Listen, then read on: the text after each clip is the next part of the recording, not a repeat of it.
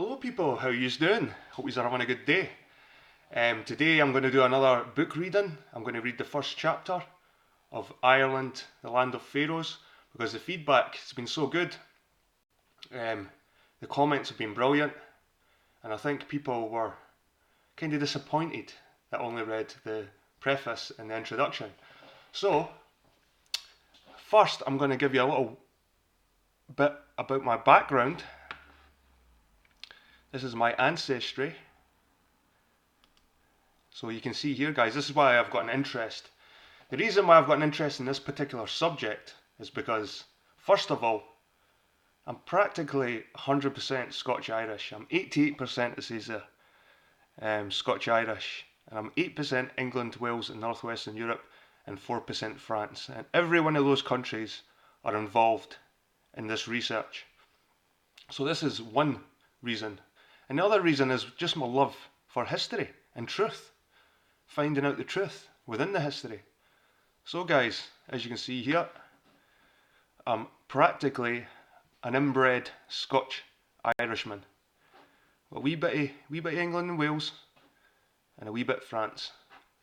But nearly 90% of me is Scotch Irish Celt. So, this is why I do what I do, because and what better information about Celts than coming from a Celt. And you can't get any more Celtic than me, people.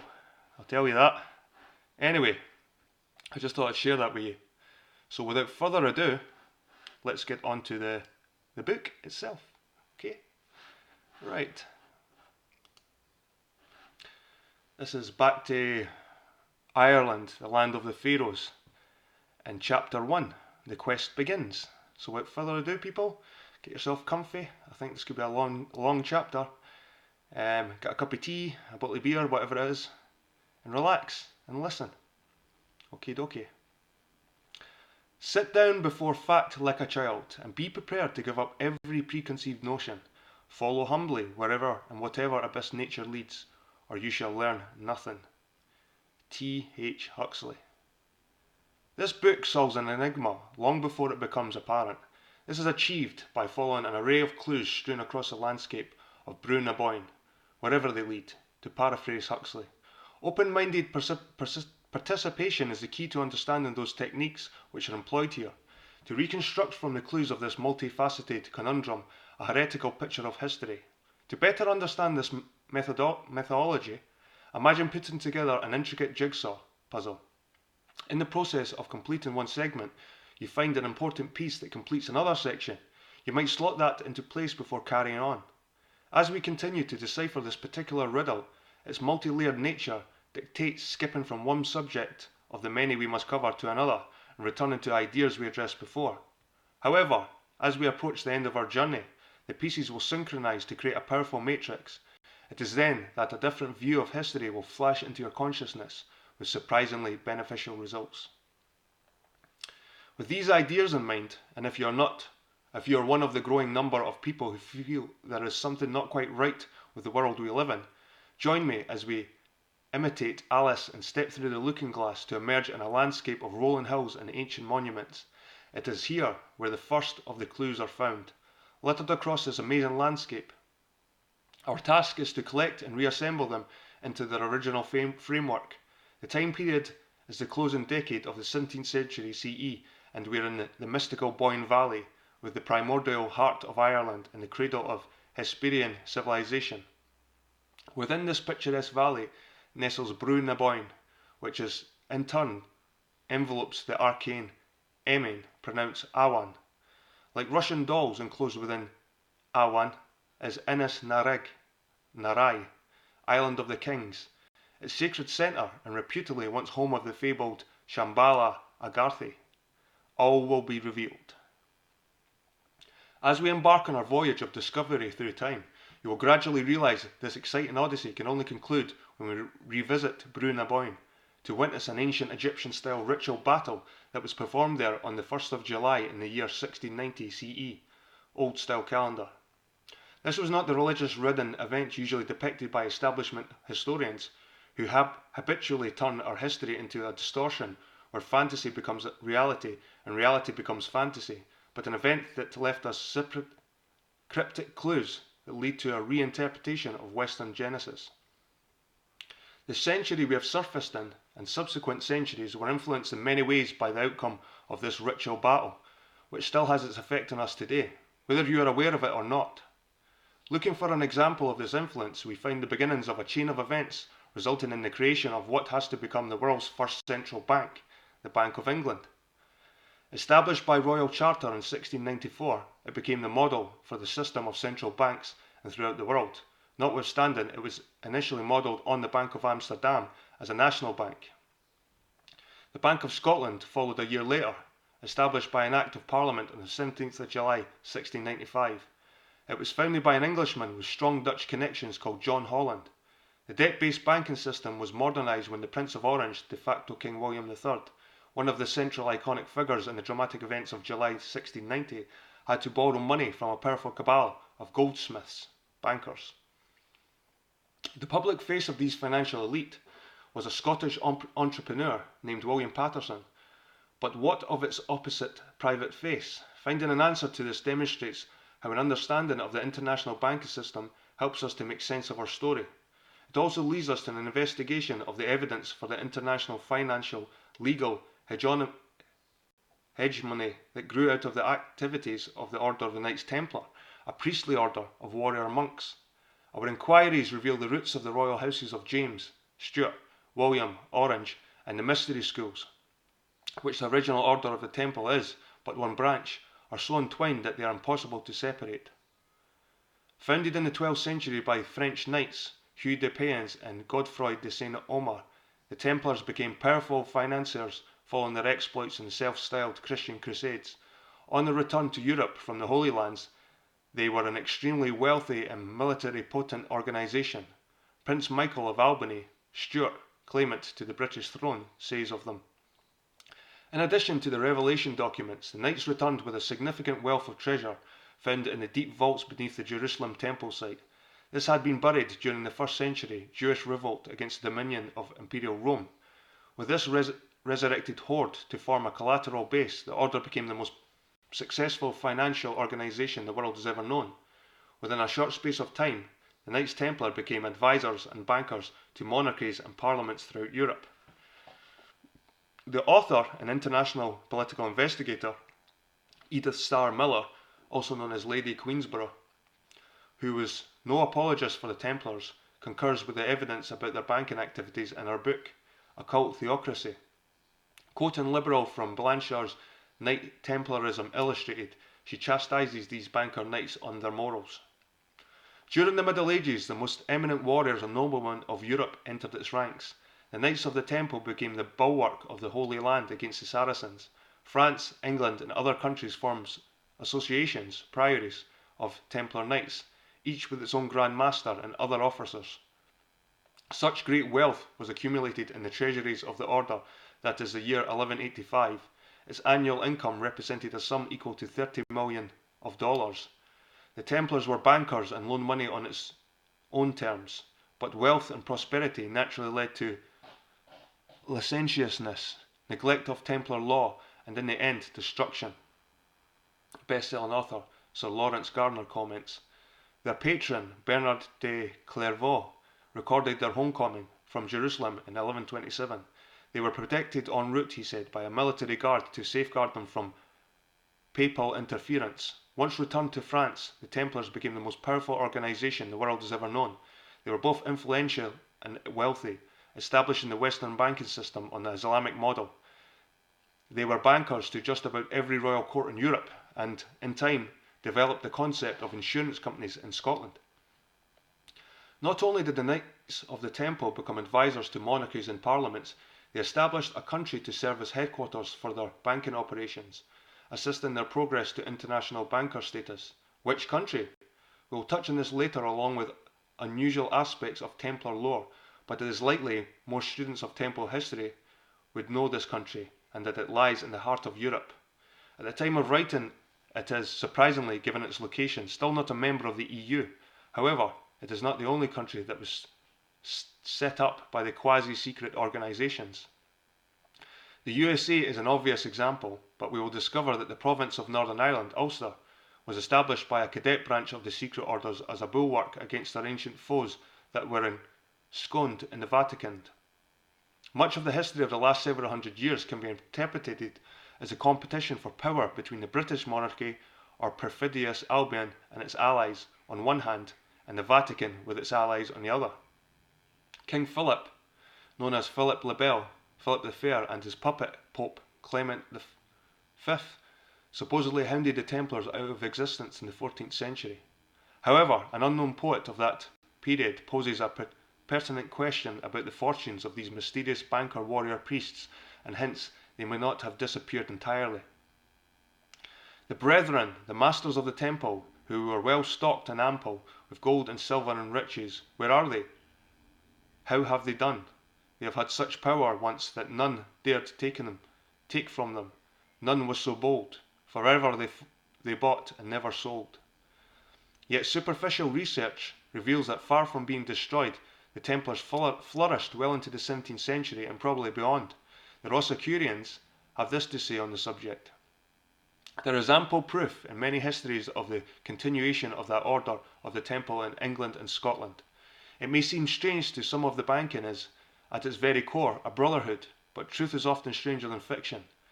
Besides, it would hardly surprise anyone to discover that most of the hierarchy of the banking fraternity were members of some Masonic type society. Returning to one of the central characters of our story, received history shows that William's loans went to finance his continuing continental wars against the divine ruler, Louis, I think it's Louis VIII, could be, Sun King of France in the Low Countries. If we are to accept traditional accounts of history, William had already disposed of one divine king at the Boyne. These loans imply that William came under the control, if he was not already sympathetic to their goals, of a powerful Dutch banking faction that had accompanied him from the Netherlands. Where these bankers originated before they arrived in Holland constitutes a fascinating study, which we will come to later. This particular faction of bankers was otherwise known as the Dutch East India Company. The Jewish merchants and bankers of Amsterdam were seen by the British monarchy as desirable allies in the financial and political war with Spain, as well as in the spiritual war with the Vatican. Amsterdam thus became the springboard for the return of the Jews to England, from which they had been expelled in 1290. A superb marble statue of William can be seen in the main hall of the Bank of England. William's reward for his cooperation, or was it a decoy to cloak the power behind the throne? No matter, it seems that he agreed to the terms of the bankers, that is, he permitted Dutch and English goldsmiths to establish a privately owned bank under the governmental sounding title the Bank of England. The bank began trading at Mercer's Hall, Cheapside, and later moved to Grocers' Hall, Princes Street. Finally, in 1734, the Bank of England established itself at its present home in Threadneedle Street, where it became known as the Old Lady of Threadneedle Street. It is my conjecture that the Old Lady represents Semiramis, Babylonian Queen of Heaven and mother-wife of the biblical Nimrod. However, the bank suggests that the name dates from a cartoon published in 1797 by James Gilray, but that is getting ahead of our story. The actual amount William borrowed from Paterson, more precisely from the investors banking Paterson, was £1.2 million. William Paterson proposed a loan of £1.2 million to the government. In return, the subscribers would be incorporated as the governor and company of the Bank of England. Interestingly, this was the exact amount raised to capitalise the Bank of Scotland. The capital of this loan is never repaid. Instead, it is, in accountancy jargon, rolled over and taken off the books to become a perpetual loan to the government. Repaid, of course, by you and me. On display in the Bank of England Museum is the history of the bank, which in part reads, "The particular novelty is that there was no fixed time period for the loan and that interest would be paid in perpetuity." A Mona Lisa smile flutters across the lips when it is realised that the Irish Republicans, along with everyone else in the United Kingdom, are still paying for William's glorious revolution. It won't be the last ironic smile that will be raised before the end of this tale. Orangemen will be surprised and possibly shocked to discover their constitution contains the same rights that James II proposed into law. In return for his country's loan, that is, repaid through our taxes in perpetuity, William was persuaded to instruct all other independent goldsmiths of London to stop issuing receipts as depositories for our precious metals. This had the effect of eventually forcing all merchants, along with all other citizens, to store their gold and other valuables with the new bank. Bank of England notes drove private notes out of circulation at an early stage, with the result that the cheque system was well developed by the middle of the century. Another rumoured concession was that subscribers, shareholders, incorporated as the governor and company of the bank, were to be kept secret. However, it appears that the governor and the directors' names were made public from the beginning. The bank's original capital of £1.2 million was quickly subscribed. Narcissus Luttrell, the diarist of the day, states that the subscription lists were opened in the Mercer's Chapel on 21st of June 1694, that the Lords of the Treasury came themselves and subscribed £10,000 for the Queen, that Sir Robert Howard, the Auditor of the Exchequer of Receipt, and his sons were responsible for £18,000, and Sir John Hoblam for £10,000, that the total of subscriptions for the day amounted to £300,000, and for the first 3 days to £600,000, which meant that the subscribers became a corporation, and that by noon on the 2nd of July the total of £1.2 million had been completed. The following, which reveals more names of the subscribers and undermines the widespread conspiracy theory that they were kept secret, is an extract from a copy of the Charter of the Bank of England on display in the bank's museum.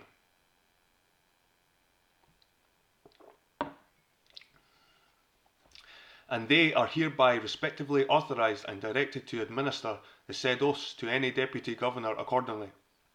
Provided also, and we do by these presents, for us, our heirs and successors, will ordain and appoint that no one of the said Sir John Huband, Bart, Sir James Hobland, Sir William Gore, Sir William Scawen, Sir Henry Furness, Sir Thomas Abney, Sir William Hedges, Kents, Brooke Bridges, James Bateman, George Boddington, Edward Clerk, James Dennew, Thomas Goddard, Abraham Hoblan, Gilbert Heathcote, Theodore Jansen, John Lauderdale, Samuel Lethullier, William Patterson, Robert Raworth, John Smith of Beaufort Buildings, Obadiah Sedgwick, Nathaniel Trench, and John Ward, Esquires, hereby nominated and constituted and appointed to be the first 24 directors of the said corporation, or any other persons or person hereafter to be chosen to the office or trust of a director of the said corporation, shall be capable to execute or act in the said office of a director until he or they shall respectively have taken the oaths mentioned and appointed in and by one act made in the first year of our reign. What's that? Intituted.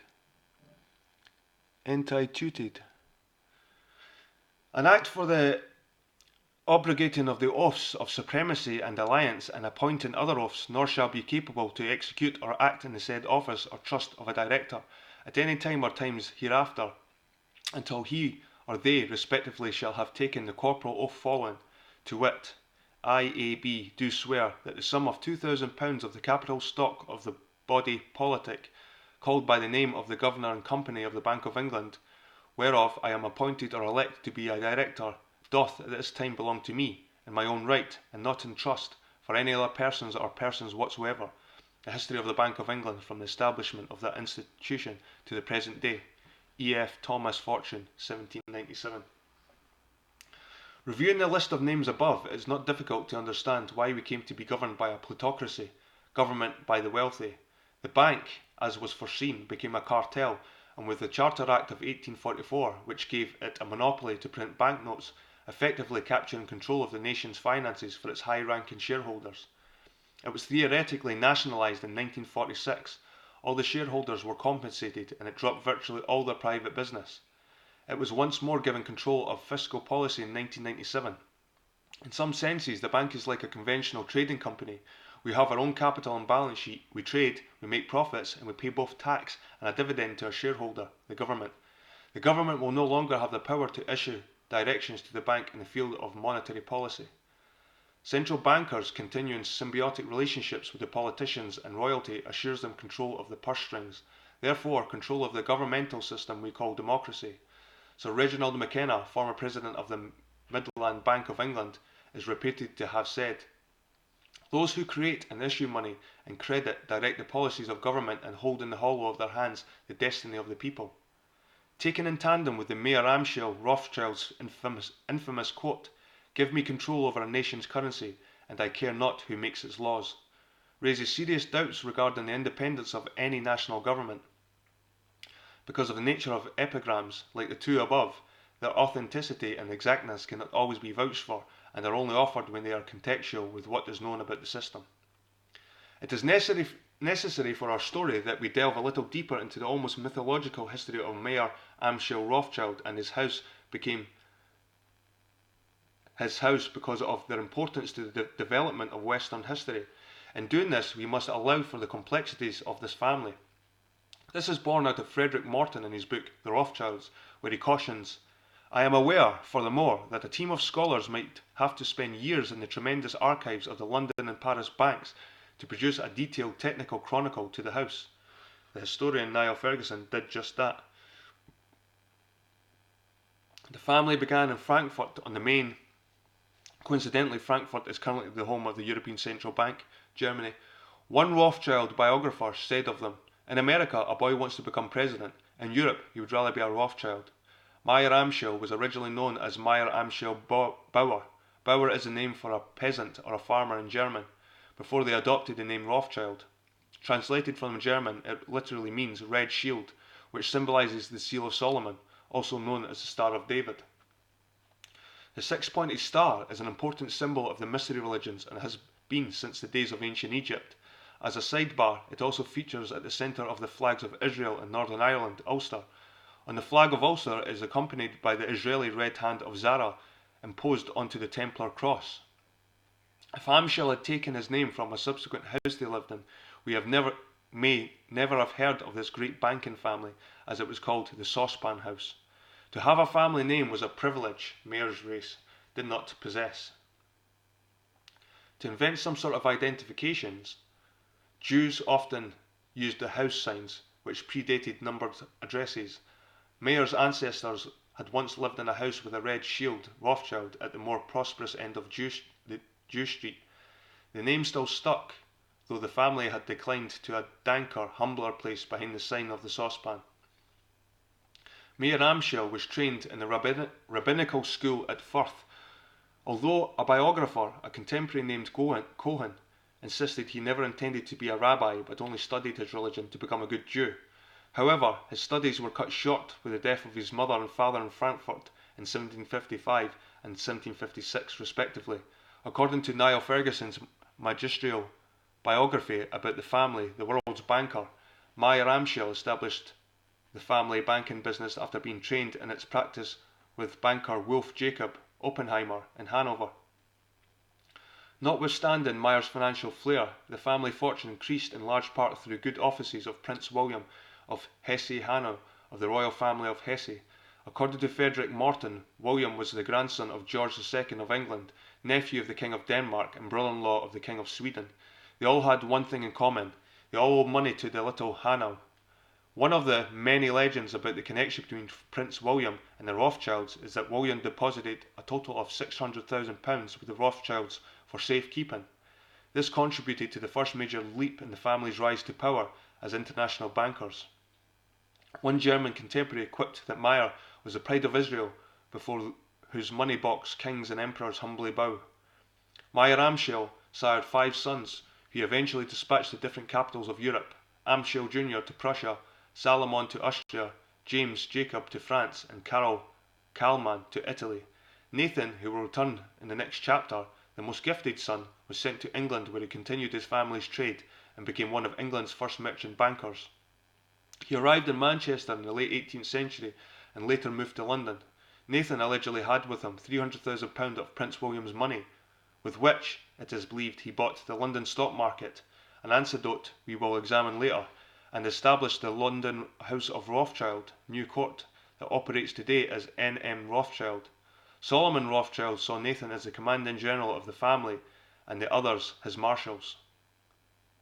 According to Niall Ferguson, Nathan's brother Carl observed in 1814, the old man, meaning William, had made our fortune. If Nathan had not had the elector's £300,000, in hand, he would have got nowhere. This enigmatic family deserve their prominent place in our story because their influence on the world, especially Western society, is incalculable. Nothing about the Rothschilds as it appears on the surface.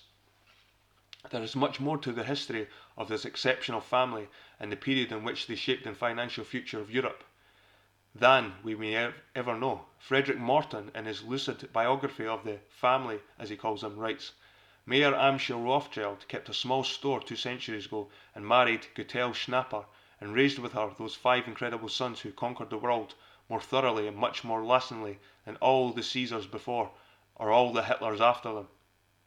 To underline just how powerful this family was, when war was threatened, an anxious neighbour, whose sons were of military age, approached Frau Rothschild and asked if there had been any news.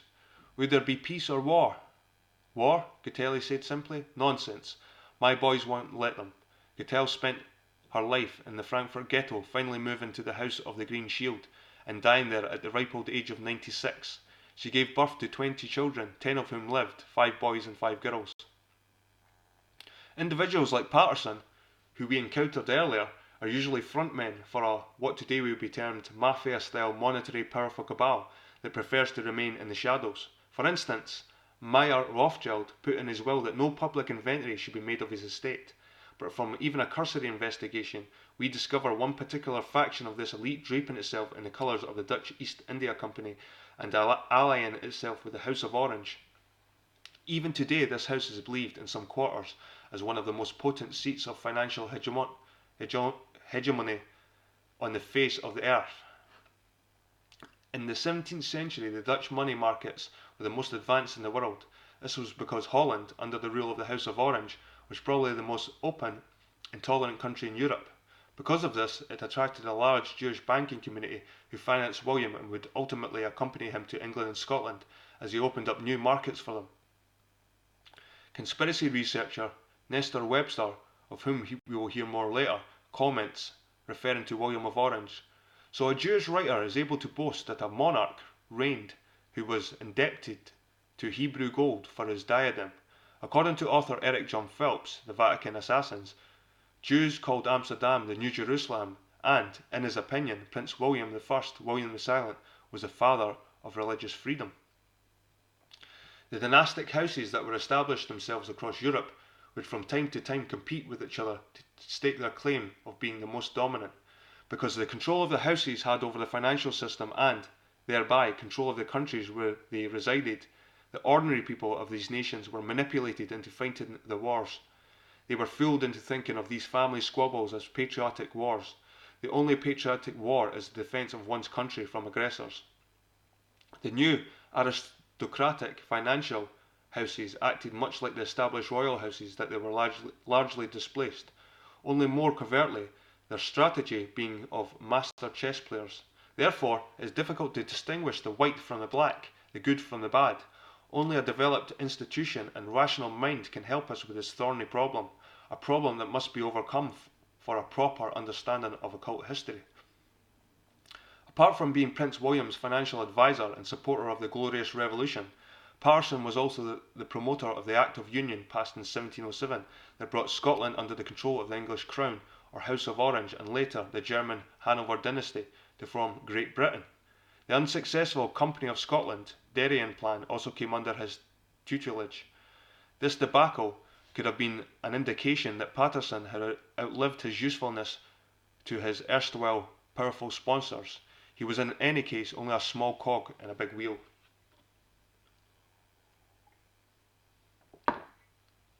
Briefly, the Darien scheme was a plan initiated by Patterson to set up a long-sought after-trading colony on the Panamanian Isthmus in South America as an outlet for Scottish trader goods, but it was fraught with a series of disasters, a major one being a royal proclamation prohibiting English merchants in Jamaica trading with them. As this happened in 1698, it could have only been Patterson's one-time ally, the de facto King William, that issued the proclamation, who was, of course, under financial obligation to the London and Manchester goldsmiths and mercantilists, that is to say, the merchant bankers. Patterson never recovered from this or the death of his wife around the same time and died soon after.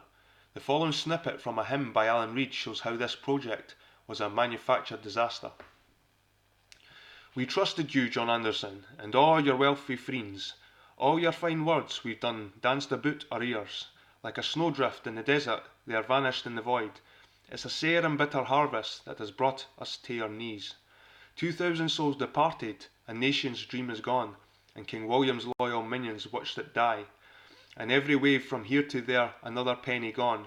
The coffers of old Scotland are bled dry, and hope is barren now. For Darien, the new world beckoned us. Darien, there is no second chance. Darien, we ventured into Panama. Darien, with heart, not with head. Darien, we trusted Providence. Darien, it has abandoned us. Now Darien is dead. Darien is dead. Darien is dead. Darien is dead. The same power bloc, London bankers and Manchester mercantilists, lobbied in 1699 to prohibit the export of Irish wool, which was a crushing blow for Irish trade. These incidents served to demonstrate the burgeoning control that was flown into the grip of a cabal of influential merchant bankers. It also gives us an idea of the manipulative plots they engaged in.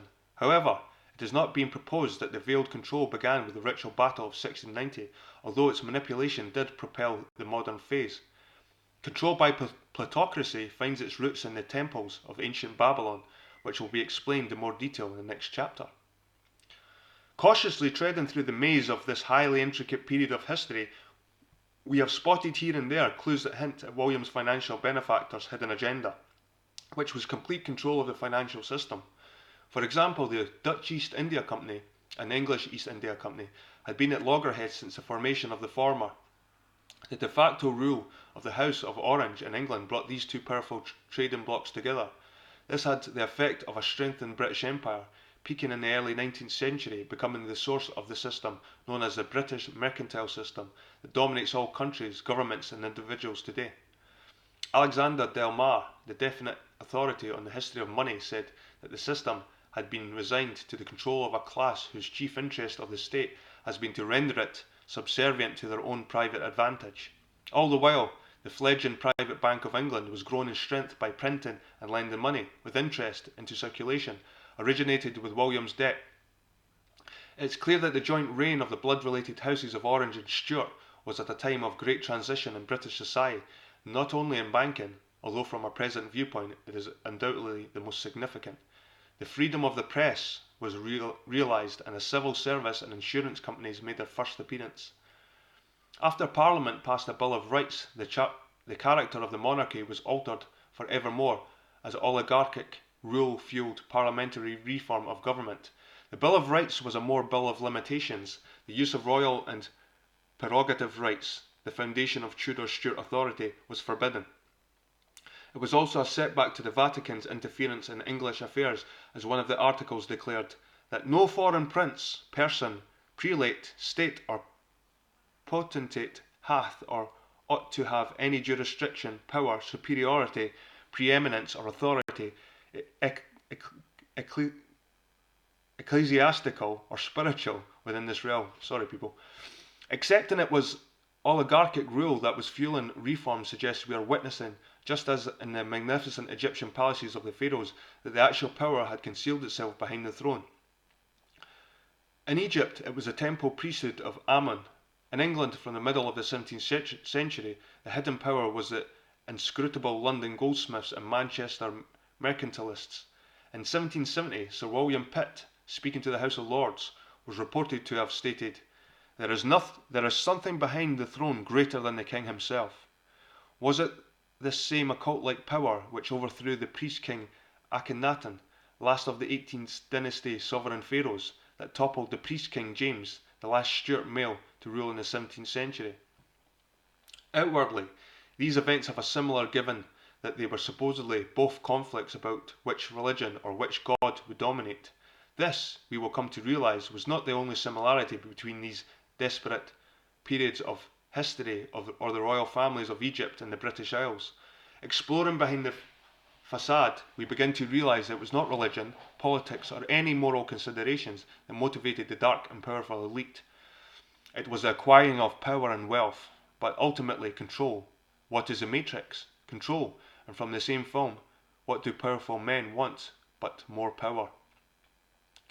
In ancient Babylon and the dynastic periods of Egypt, the power of the priesthood came from receiving offerings, monetary and otherwise, for attending to the gods' wishes. In the later epochs of Egypt, we discover a subtle change. The priests begin to receive their authority from a subjugated populace to act as mediators and interpret the will of the missing gods. This gave the priests and Ammon incredible power and control.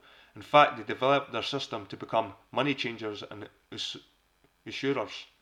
With the advent of the Amarna period, the period assigned to Akhenaten, when they feared that their power would be taken from them, they plotted to depose the king. In 17th century England, the power of the goldsmiths, bankers, lay in the power to print money and lend it into circulation, which gave them financial hegemony and thereby control of all levels of society. It is surprising that usury was so readily accepted in a supposedly Christian country that had at one time refused burial in sacred ground to usurers. If thou lend money to any of my people that is poor by thee, thou shalt not be to him as an usurer, neither shalt thou lay upon him usury. Thou shalt not lend unto usury to my brother, usury of money, usury of victuals, usury of anything that is lent into usury. This is underlined in Mark 11 verses 15, 17 and 18 and shows what happens to anyone who gets in the way of the system. And they came to Jerusalem, and Jesus went into the temple and began to cast out them that sold and bought in the temple, and overthrew the tables of the money changers. And he taught, saying unto them, It is not written, My house shall be called of all nations the house of prayer, but ye have made it a den of thieves. Verses 17. And the scribes and chief priests heard it, and sought how they might destroy him, for they feared him, because all the people were astonished at his doctrine. Verse 18. Usury, once introduced into any country, undermines its sovereignty and eventually its welfare. It also transfers to the plutocracy control over every area of the lives of the populace, secular and spiritual. This was the beginning of tyranny becoming an art form. From the perspective of a received history, it was the control of the money supply that James II had to recapture if he was to have any hope of regaining his throne.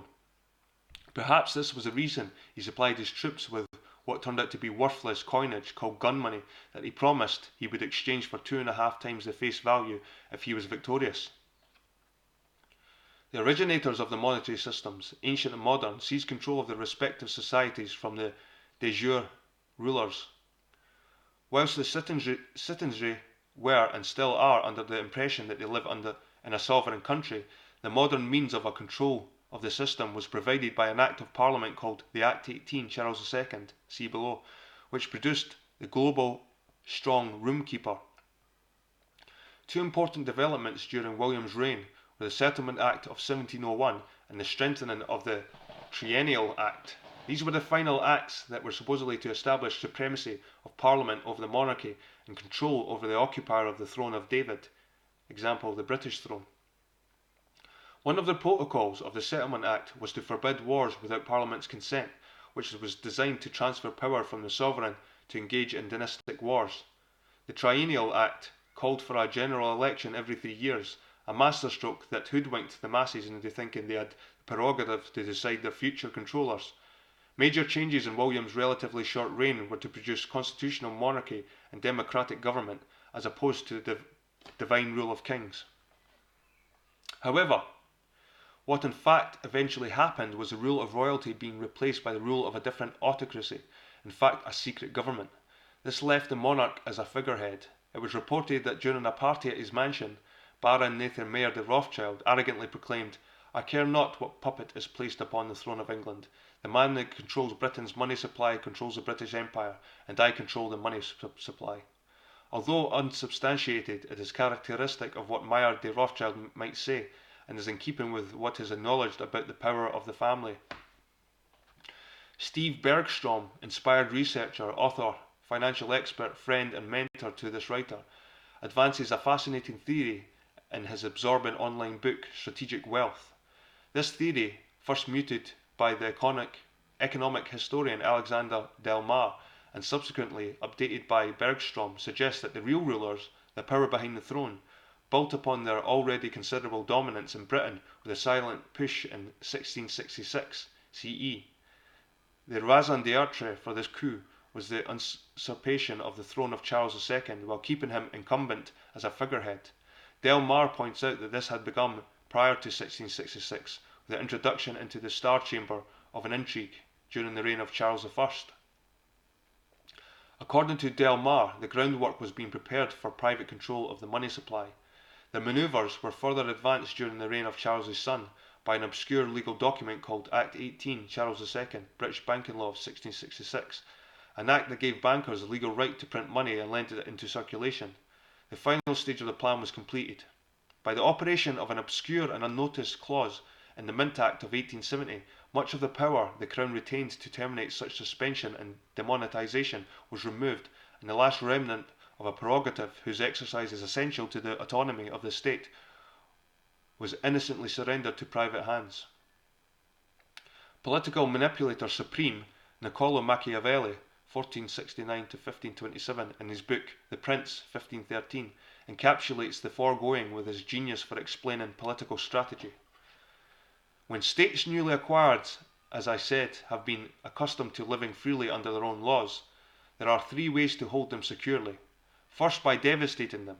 Next, by going and living there in person. Thirdly, by letting them keep their own laws, exacting tribute and setting up an oligarchy which will keep the state friendly to you in the last case. The government will know that it cannot endure without the friendship and power of the prince who created it, and so it has to exert itself to maintain its authority. A city used to freedom can be more easily ruled through its own citizens, provided you do not wish to destroy it, than in any other way.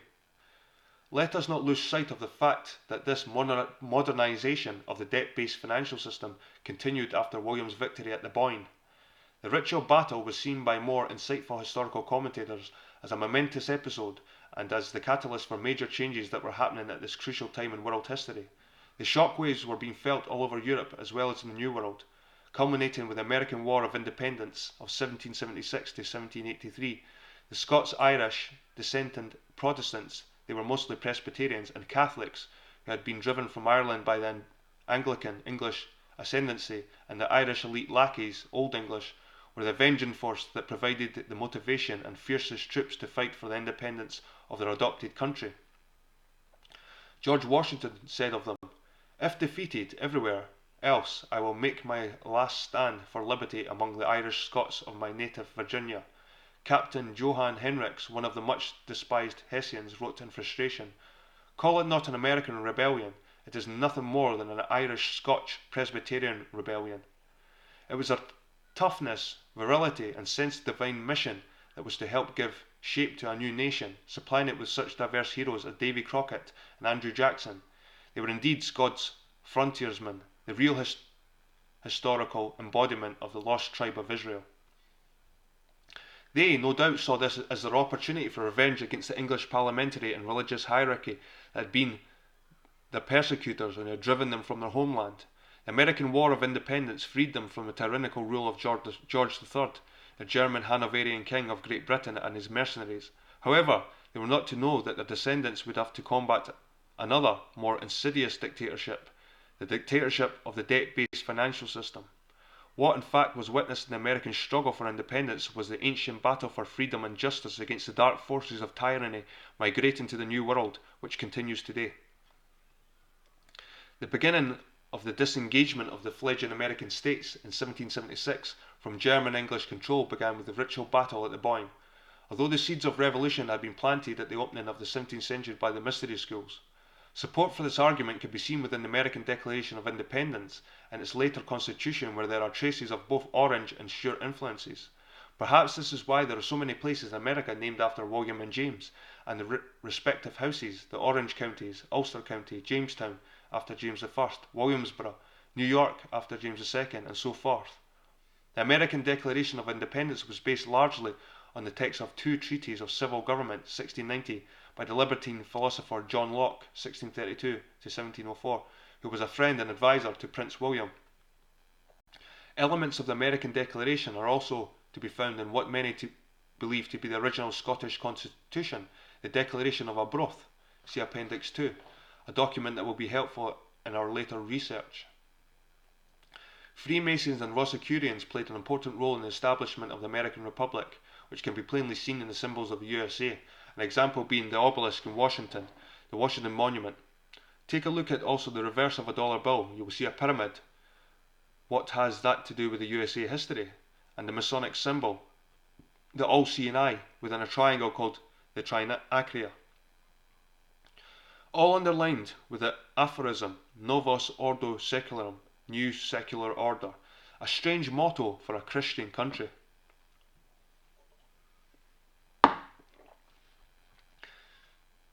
According to Masonic authors Christopher Knight and Robert Lomas, the craft of Masonry was introduced into England by James I, first Stuart King of the United Kingdom in 1603.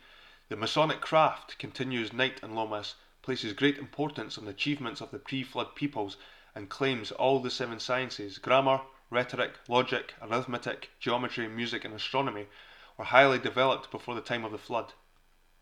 These are the values that underpinned the 17th century mystery schools and were envisioned by Francis Bacon, Elizabethan and Jacobean magus and leader of the Rosicrucians, in his manuscript New Atlantis, 1626. It has been said that the Constitution of the United States was the fulfillment of the constitutional vision of William of Orange and John Locke. Locke was close enough to the prince to be trusted to accompany William's beautiful Stuart wife, Mary, to England where she was to become crown queen.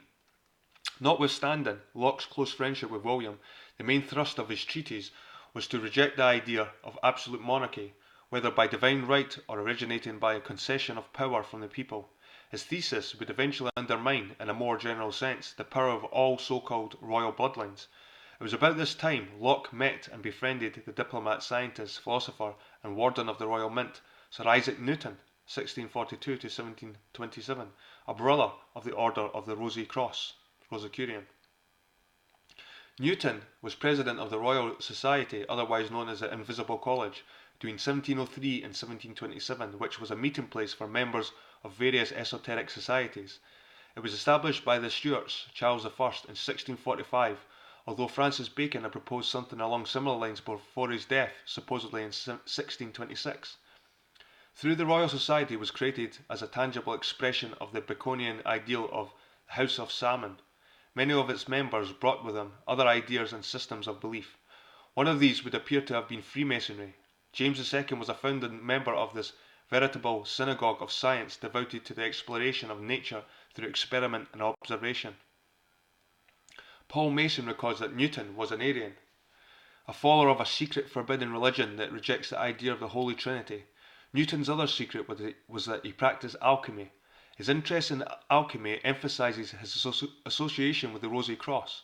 Such evidence demonstrates once again that the esoteric houses of Orange and Stuart were steeped in the occult tradition of the mystery schools, and underlining this in the Stuarts' introduction of the so-called Scottish Rite Freemasonry into England, that the Masonic revivalists of 1717 were influenced by and benefited from earlier Rosicrucian and Baconian ideas is beyond doubt. Unravelling the events of this intriguing epoch was to lay the foundations of our modern systems of jurisprudence and finance, will bring us to an understanding of why the confrontation at the Boyne, recorded as a religious battle, the last time two monarchs faced each other on a battlefield, was something utterly different. Modern historical authorities compound the contradictions that this period presents. Professor Raymond Gillespie of the National University of Ireland described it as a footnote in European history. It was dismissed as a skirmish in passing in the Jacobite essay, A Light to the Blind. John MacLeod in his book Dynasty also misses the point of the ritual battle when he writes, in Ulster in Scotland, to this day, the Battle of the Boyne enjoys a place in Protestant mythology that is preposterous and absurd. Far from being preposterous and absurd, it was one of the most important events in Occidental history, more important than any other historian has so far realised, or if they have even kept it quiet. To say it is crucial to our proper understanding of Western history and modern world events would not be overstating the point.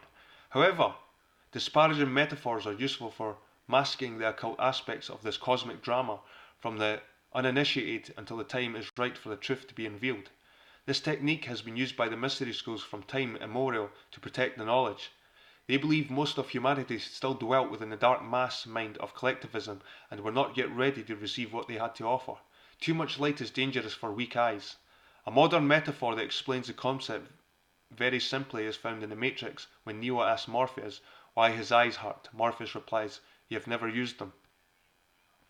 Ralph Ellis, author and publisher, is one of the few researchers into Irish history who hints that the battle may have been masking something much more profound.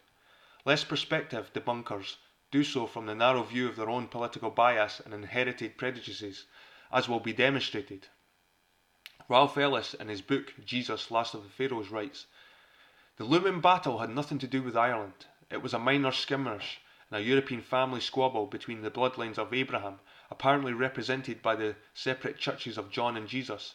It was a squabble that saw, even at the domestic level, James fighting against his son-in-law, William, and his own daughter, Mary.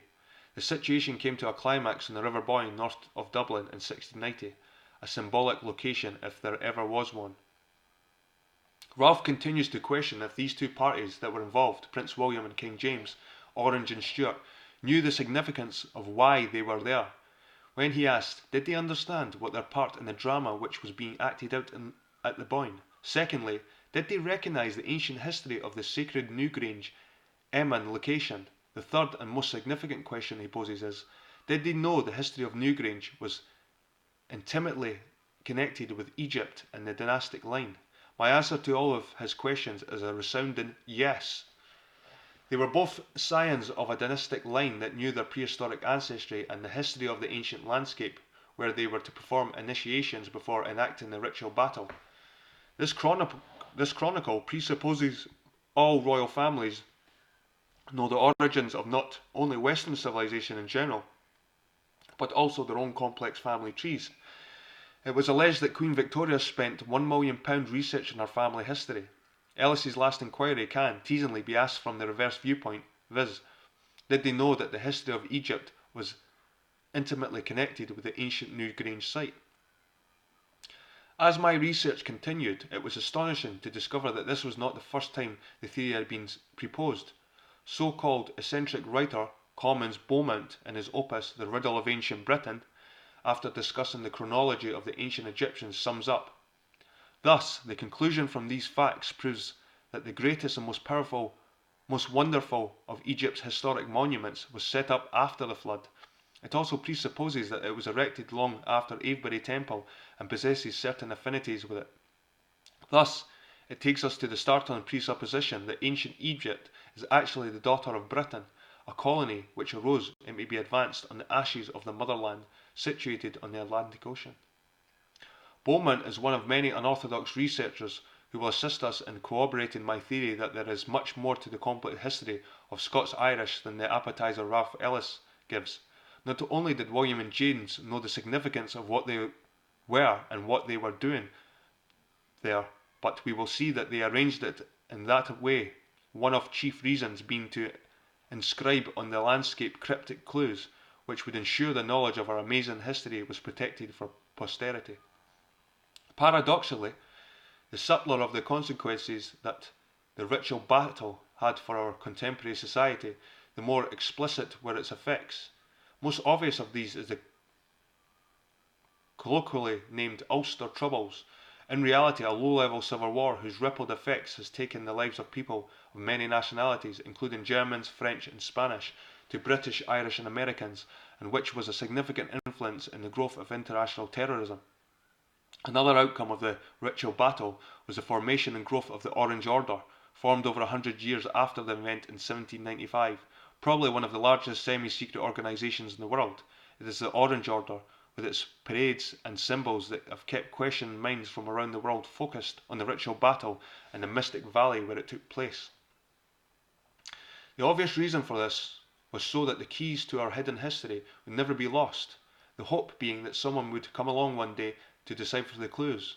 Most Orangemen, i.e. Outer Circle, are not familiar with the deeper meanings of their own symbols, rituals and history.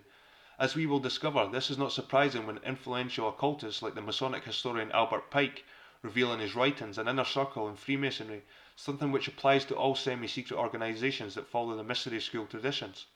This concept of an inner circle is discussed by H. Spencer Lewis in the secret doctrines of Jesus, where he brings to the reader's attention a lecture by Jesus to his disciples. We speak the wisdom of God in a mystery, and we are the stewards of the mysteries of God, and understand all the mysteries, having made known unto us. The mysteries, and being of the fellowship of the mysteries, we make known the mysteries of the gospel, and the mysteries which hath been hid from ages, holding the mystery of faith and pureness. He answered and said unto them, Because it is given unto you to know the mysteries of the kingdom of heaven, but to them it is not given. Therefore speak I to them in parables, because they seeing see not, and hearing they hear not, neither do they understand. It would be useful at this point to show how my genetic roots in Belfast integrate with our story. Not only does my family name have connections with the Knights Templar, more details later, but also within the neighbourhood of my youth, where they can be found significant clues pointing at us in the direction of Boyne. Most of these clues, following the methodology of the mystery schools, are hidden in plain sight, in this particular case splashed onto every spare gable wall in Sandy Row. This village within a city, in reality a Protestant enclave, was proudly known to be the inhabitants as the heart of the British Empire. One outstanding memory from my childhood about these people was their pride at being more British than the British, more loyal to the crown than the English themselves were. But to what crown did they believe they were being loyal to, and why were they being loyal to anyone at all? This has always been a source of confusion to many Ulster loyalists, like the proverbial splinter in their minds. The people of the Red Branch, also known as the Ulster Scots branch of the Scottish-Irish race, felt possibly subconsciously that they were somehow different. Special might be a better description, as a battle cry suggests, we are the people, from the English, and yet profess loyalty to their crown. Could it be that the intermingling of Germanic Angles, Jutes, Saxons, and the royal house that was subsequently produced be from a different dynasty or house? Royal bloodlines are discussed in chapter 2. From the royal house of the Scots-Irish? Or was it, as some conspiracy theorists believe, the crown refers to the city of London and not the Queen, and the city is a sovereign state ruled by the private owners of the Bank of England, i.e. the Rothschilds? Examine the British flag. Union Jack equals Jacob equals Israel gives us another piece of the puzzle. The white in the flag of Britain, which also applies to France, both being red, white and blue, symbolises peace between the red and blue lines, or between the houses of Israel and Judah, and the houses of Zara and Pharaohs, whose symbols are boldly shown in the flag of Northern Ireland and revealed in ritual during the Battle of the Boyne. This same symbolism was later adopted by the Irish for the colours of their flag, which are green, white and orange. White again signifying peace between the green and orange traditions on the island of Ireland. An interesting biblical narrative is found in the first book of Kings, which may help us better understand these theories, albeit from a mythological standpoint. This story tells how the people of Israel rebelled against Rehoboam, the son of Solomon, and how Jeroboam of the house of Israel pleaded with Rehoboam to lighten their load. Rehoboam replies, My father chastised you with whips, but I will chastise you with scorpions. Israel rebelled, causing a schism. To your tents, O Israel, now see to thine own house, David. So Israel rebelled against the house of David unto this day. And it came to pass, when all Israel heard that Jeroboam was come again, that they sent and called him unto the congregation, and made him king over all Israel.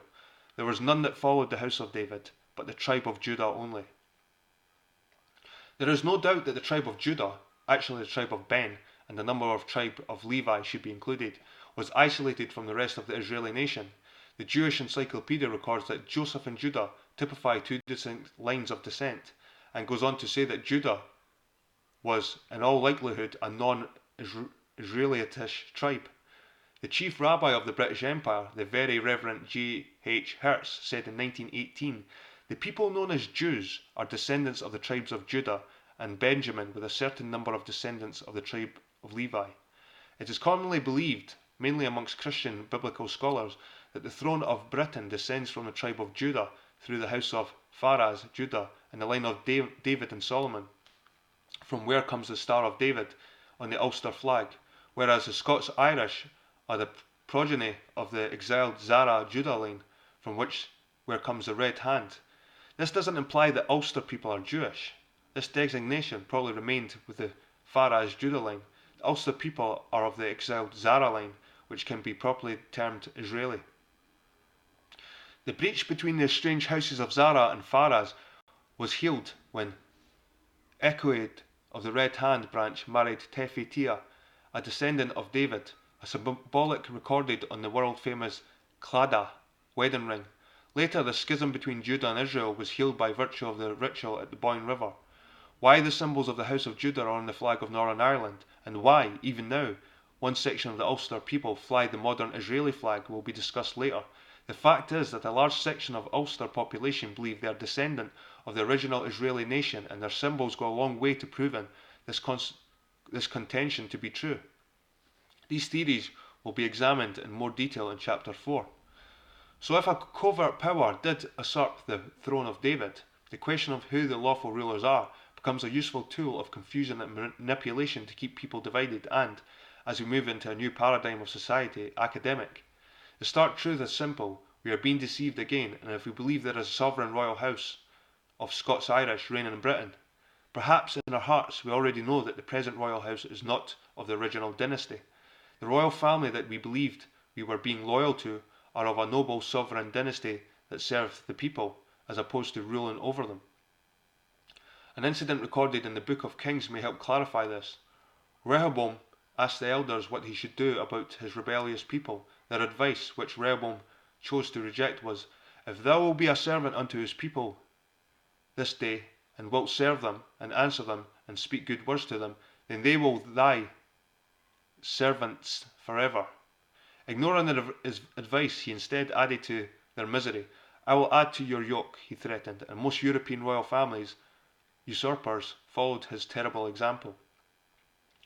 It's difficult to write upon racial grounds without opening up old prejudices, but it is only through knowledge of our true historical roots that we heal racial dichotomy.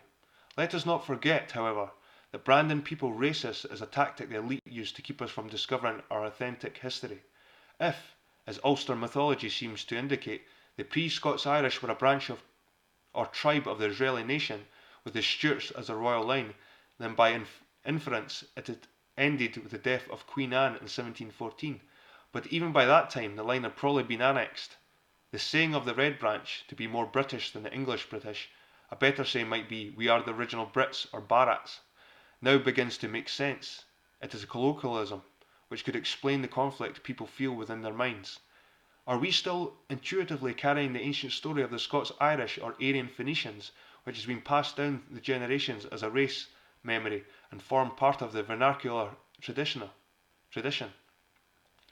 Could this be the race L.A. Waddell describes as fair, long-headed, civilized ancestors of the Britto-Scandinavian and ancient Greco-Medo-Persian race, who gave to Europe and Indo-Persian their Aryan languages and higher civilization? Unfortunately, like the original royal house, Western history has been hijacked, and the study of our race demonized. By whom and for what purpose will be explored throughout this narrative, because the answer affects the whole of Western society. Returning to the clues or puzzle pieces on the gable walls, the core painting was the imagery of William, Prince of Orange, crossing the Boyne River.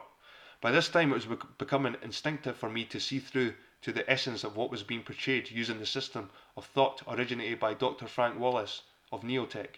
Wallace, who we encountered at the close of the introduction to this book, was a scientist with DuPont and founder of P.O. Publishing, which was further developed by author, business genius Mark Hamilton, who we will encounter frequently during our journey. Their writings were in fact indispensable to making this story possible. By applying these powerful thinking tools, the unveiled of deeper meanings portrayed by the symbols within my story were brought to the surface. What was then revealed brought an understanding of how a painting of a Dutch prince crossing an Irish river and depicted on gable walls in Belfast could be the definitive key to Western history. William was seldom referred to by the appellation of King before he crossed the Boyne River. He was usually referred to as Prince William. Concurrent with this, the title Prince is used extensively with the Masonic and other semi-secret orders. We find, for example, Prince Mason, Prince of Lebanon, Prince of Jerusalem, Prince of Rosecroix, Prince of the Royal Secret, and so forth. Albert Pike, the Masonic Pope and the greatest influence in the establishment of the Scottish Rite of Masonry in America, explained in his magnum opus, Morals and Dogma, the importance of the princes of Masonry. The blue degrees are but the outer court, or portico of the temple. Part of the symbols are displayed there to the initiate, but he is intentionally misled by false interpretations. It is not intended that he shall understand them, but it is intended that he shall imagine he understands them. Their true explanation is reserved for the adepts of the princes of Masonry, 32nd and 33 degrees. We might also mention in this context the 10 princes of the tribes of Israel and the 10 princes of Plato's Atlantis, who also ruled over 10 provinces. This piece of the puzzle will be important to our story later. The wall murals and iconic paintings on the banners of the Orange Order never show William actually engaged in battle. There are no legends declaring William Prince of Orange fighting at the Boyne or William Prince of Orange fighting James at the Boyne. This was only ever implied subtext. Emphasis is, however, always placed on his crossing of the Boyne, on his rampant white stallion, which in itself is highly symbolic. One minor point about the white horse: it was a symbol of the House of the Hanover, who inherited the English throne from the Stuarts, which was supposedly to guarantee continuation of a Protestant line. But of more interest to us, it is also symbolic of another even older house. This house was represented at the Boyne, as we will discover when we come to review the ritual battle. These symbols associated with Prince William and the Orange Order has largely been misunderstood. They can only be recognised mythically. Perhaps contemporary members of secret societies do not recognise that symbolism and myth is the universal language of ancient theology. Individually, these iconic puzzle pieces do not mean much, which is probably the reason no one has bothered to put them together before. But when they slot together in a particular way, an astonishing picture of history emerges. Richard Warner, curator of the Ulster Museum in Belfast, explained these integrations of clues when he coined the term a concatenation of coincidences. It was becoming ever clearer as every piece of the puzzle slotted into place that everything about the so-called battle was ritualistic, with a generous helping of mythology thrown in. Had it been recorded as a cosmic drama, it would have been more accurate, because that is exactly what it was. We will detect in our gradual developing picture William's initiations at the Boyne and his participation in a ritual opposite another high initiate, King James. William, crossing the Boyne, was mimicking the ancient Egyptian Osiris ritual, and we can vaguely see in the background hazy figures of the Knights of the Temple and the Order of the Rose Croix, Rosicrucians. One of the more dramatic aspects of this ritual was the process of transferring rule by divine right, that is, subjective or human ego rule, to rule by Parliament law. The end of the rule of the priest King James, the last British king to rule by divine right, to the blossoming of the sovereign individual embodied in William's victory.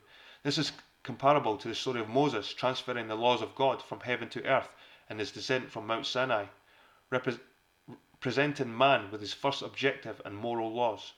Indeed, one of the higher degrees of the Orange Order, called the Black Preceptory, it could be called a distinct order, refers to this latter event. But that is going beyond the gist of this book. These two historical events taken together were designed to assist man in a leap forward in his consciousness, pushing him to an awareness of his own autonomy. Moses gave man the 10 Commandments, objective law, and the ritual battle at the Boyne, the potential freedom to put them into practice. Below is Cicero's definition of natural law from his book on the Republic, 51 BCE. True law is right reason in agreement with nature, universal, consistent, everlasting, whose nature is to advocate duty by prescription and to deter wrongdoing by prohibition. Good men obey its prescriptions and prohibitions, but evil men disobey them. It is forbidden by God to alter this law, nor is it permissible to repeal any part of it, and it is impossible to abolish the whole of it.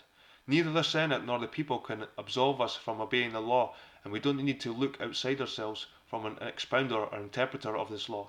There will not be one law at Rome and another law at Athens. There is now and will be forever one law, valid for all peoples and all times, and there will be one master and ruler for all of us in common, God, who is the author of this law, its promulgator and enforcing judge. Whoever does not obey this law is trying to escape himself and to deny his nature as a human being. By this very fact, he will suffer the greatest penalties, even if he should somehow escape conventional punishments. The ritual battle was the concluding phase, the capstone of these times, which had begun with the Copernicus 1473 to 1543, followed by Galileo 1564 to 1642, called the founder of modern science by Albert Einstein, Francis Bacon 1561 to 1626, otherwise known as Lord Verulam, who it was claimed wrote the works of Shakespeare as well, we will see later, and the alchemist John Dee 1527 to 1608. Curiously, Dee was also an Elizabethan spy with the designation of 007. The 17th century also witnessed the beginning of another cycle of Rosicrucian activities with the publication of the famous Rosicrucian manifestos, the Fama Fraternitas and the Confessio Fraternitas, published in 1614 and 1615 respectively. They espoused a utopian vision and reformation of learning in the arts and science. However, this could only come about after a period of universal reform. The 17th century saw the beginning of this reform that led to 18th century Enlightenment, which spread to America, concluding in the American War of Independence and the writing of the Constitution by the Founding Fathers, many of whom, as we have seen, were Freemasons and Rosicrucians. This was to give the human race, albeit for a relatively short time, its first truly free form of government. Here is another little known historical fact you may find difficult to accept, but if you would like to explore the following assertion, track the references and do the research. The evidence is profuse. The original American Republic was usurped in 1871 and became a corporation called the United States, subsequently becoming bankrupt in 1933. A dynamic republic had fallen into a manipulative democracy. Through divine guidance, the Founding Fathers of US authored the Declaration of Independence in 1776, the Constitution in 1787 and the Bill of Rights in 1791. In a world of monarchies, dictatorships and governmental oppression, the United States was envisioned as a place where, for the first time in recorded history, we the people would be sovereign, and the government, if any, would be merely an administrative servant. Great spirits from as far away as India have declared the US Constitution as the greatest constitution of any government in the world. Yet, they have also said, we also have some of the worst politicians in the world who are doing everything in their power to eliminate our Constitution. They have almost succeeded. Author unknown. One aspect of the Constitution of the Founding Fathers reflects the Orange Order's axiom, specifically the freedom to worship according to your conscience, although this does not always work in practice. The Orange Order probably ranks second only to the Templars as one of the most maligned and misunderstood orders, even by themselves. There is a difference between the two in that the former is a relatively modern semi-secret society, probably being the progeny of the Masonic Order, and the latter was a branch of the authentic initiatory mystery schools. The original Templars were one of the channels or schools for the diffusion of the ancient teachings back in society. As a point of interest, the mystery schools are so called because they teach about the mysteries of life and the universe. They are not in themselves intrinsically mysterious or secret, since they were, we would never hear of them. The term private may be a more apt description. The systematic teachings they espouse are concerned with the perceived laws of the universe and how they are made manifest and interact on the material and spiritual planes. Their teachings evolve as new knowledge becomes proven and available, then they are made freely accessible to all sincere seekers, not only for their own benefit, but also for the advancement of humanity. The mystery schools kept the light of knowledge alive during the various dark ages, when the forces of ignorance were trying to suppress and control it. It is only at difficult times like these that schools become truly secret rather than private, and this only out of the need for survival from the dark side of the force. The next indicator, although tenuous, is an interesting aside and focuses my mind in the general direction of my goal. The Orange Institution in Ireland performs an annual event entitled the Sham Fight. This is performed at a place called Scarva, near the main market town of Portadown, as part of the overall Orange Festivals in Ireland, which may take place during the month of July and which are held to commemorate William's victory over James. Intriguingly, the modern 7th month is of course July. In older calendars it was September, Sept or even 7, hence some confusion, was an important one from ancient Israel. It was a month of great celebrations. And all the men of Israel assembled themselves unto King Solomon at the feast in the month Ethanim, which is the 7th month. In the 7th month, in the first day of the month, shall ye have a Sabbath, a memorial of blowing of trumpets, and holy convocation, speak unto the children of Israel, saying, The 15th day of the 7th month shall be the feast of tabernacles. And when the 7th month was come, and the children of Israel were in the cities, the people gathered themselves together as one man to Jerusalem. Okay, people, I'm going to stop it there, and I'll continue it in my next video. Thank you for joining me, and I hope you enjoyed this. Cheers.